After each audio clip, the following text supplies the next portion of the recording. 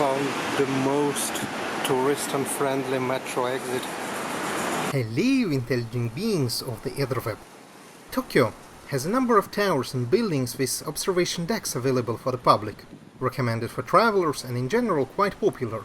There is Tokyo Skytree, the second tallest human-made structure in the world, and the tallest tower in the world, a beautiful piece of architecture and engineering that can be seen from pretty much everywhere in Tokyo. There is Tokyo Tower, a 1958 landmark that is absolutely gorgeous, was featured in dozens of films, and even if it's no longer as tall compared to the surrounding buildings, still one of the Tokyo symbols. There is a recently constructed Shibuya Scramble Square, and there is Roppongi Hills Mori Tower, both featuring not just a glass-covered terrace, but a roof open for the visitors. There is Tokyo Metropolitan Government Building in Shinjuku, that was even featured in one of the Final Fantasy games, and well known for the travelers like me for a free, if limited view, and a nice regional product market. There is Sunshine 60 in Ikebukuro. The tower probably motivated Seoul to construct Square 63 building. There is Fuji TV building in Odaiba, with a sphere in the middle, with an observation deck in the middle of the sphere. This list is not exhaustive, and there's a lot more. One of those views that seems to be barely mentioned recently is the World Trade Center. The World Trade Center is located right near Hamamatsucho JR and monorail stations, and Daimon Metro Station. The admission price to the observation deck, called Seaside Top Observatory, was 620 yen during my visit. The elevator to the observation deck at the floor 40 is beautiful in how many buttons it has. There is nobody there, no lines to wait, no other people waiting for the elevator. Thank you for visiting the World Trade Center building. This elevator will take you directly to the observatory on the 40th floor.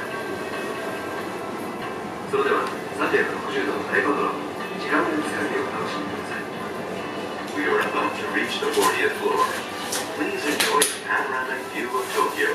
Past the reception at the top, a few gachapon machines and a few vending machines, the view was all pretty much for myself, the advantage of obscurity and traveling in winter. Seaside is in the name of the observatory, as the World Trade Center stands overlooking Tokyo Bay. Right underneath are Kyushibariku Gardens, a really nice place during autumn colors. The gardens are squeezed between railway tracks and Tokyo Metropolitan Expressway motorway. Between the motorway and the shore is a Yurikamame train line, an automatic train line connecting Shimbashi with Odaiba. Here is a stretch of the line between Takeshiba stations on the left and Hinode on the right. Hinode Pier, to which Hinode station connects to, is right there, where a water bus can be seen arriving and Gozabune leisure boat departing. In the distance, behind the steam of an adjacent tower, Odaiba can be seen, with the Fuji Terebi building in the back and the Rainbow Bridge connecting Odaiba to the mainland in the front. The place is brilliant for watching the train tracks. Here you can see Tokyo monorail train approaching Hamamatsucho terminus. Here's the northern view, towards Shimbashi, Tokyo Station and Ueno. In the center are major lines crossing Tokyo following the direction of an ancient Tokaido path. From the left to the right we are having tracks of the local Yamanote Line, Keihin Tohoku Line and Tokaido Main Line, with green trains belonging to Yamanote Line. Behind those are separate tracks for high-speed Shinkansen trains with N700 series trains approaching Tokyo Station. The separate unusual-looking line on pylons is the track of Yurikamome. The trains on Yurikamome line use rubber wheels for traction. In the distance, Shiodome station of Yurikamome can actually be seen. The tower is very quiet, and as winter holidays were approaching, there were little decorations here and there, probably improvised by the local staff, which adds to the cuteness. The tower was completed in 1970 and was the tallest in Tokyo for a year, before Keio Plaza Hotel in Shinjuku was built. Still, for a while it was the tallest tower in the area. However, it is no longer the case, and this is why perhaps the tower loses attraction to the tourists. During my visit, there were a few people and one guided bus tour, and that's it. A similar issue happens to the Tokyo Tower, which actually can still be seen from the World Trade Center. It is perhaps one of the best views on the Tokyo Tower with Zojoji Temple in the front. A small model of Tokyo Skytree was put near this view. Tokyo Skytree can also be seen between the buildings, although only in good weather, as it's quite far away. One part of the observation deck is occupied by a sky chapel, reserved for the weddings.